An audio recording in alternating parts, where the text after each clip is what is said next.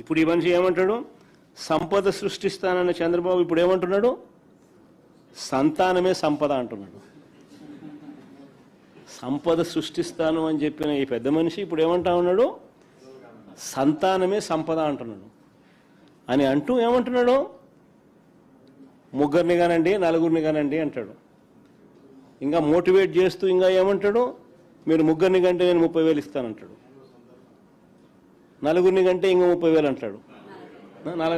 40,000 ఇస్తానంటున్నాడు. ప్రజలంతా మొత్తుకుంటా ఉన్నారు. అయ్యా 30,000 కథ, 40,000 కథ దేవుడు ఎరుగు, 3వ సంతానం 4వ సంతానం కథ దేవుడు ఎరుగు. నువ్వు సూపర్ 6 సూపర్ 7లో ఇచ్చిన హామీలు ఏమైనాయి స్వామి? ఇంతవరకు వాటి పరిస్థితి దిక్కు తెలియడం లేదు మాకు. ఫస్ట్ వాటి గురించి ఆలోచన చేయి నువ్వు. ఆ తర్వాత నువ్వు 3వ సంతానం 4వ సంతానం గురించి నువ్వు చెప్తే ఏదో అంతో ఇంత వినేదానికి అవకాశం ఉంది అని ప్రజలు ఈరోజు మొత్తుకుంటా ఉన్నారు. నిజంగా మొట్టమొదటిసారిగా నేను చూస్తూ ఉన్నా, ఈ పెద్ద మనిషి చంద్రబాబు నాయుడు గారు ఏదైతే చెప్తాడో కనీసం ఆయనన్నా పాటించాలన్నా, కనీసం ఆయన కొడుకైనా పాటించాలన్నా. ఆయన కొడుకు ఒకడే, ఆయనకు ఒకడే, కానీ బీదోళ్ళకు మాత్రం 4 కావాలా.